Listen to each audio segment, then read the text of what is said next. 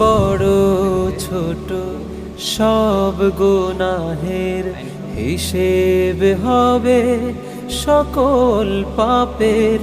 বড় ছোট সব গুনাহের হিসেব হবে সকল পাপের। বাদ রবে না কোনো আচার, চক্ষু এবং জীবের বিচার। জাগবে যখন কিয়ামতের ভয়াবহ অকুল পাথার। আল্লাহুম্মা আজিরনা মিনান নার,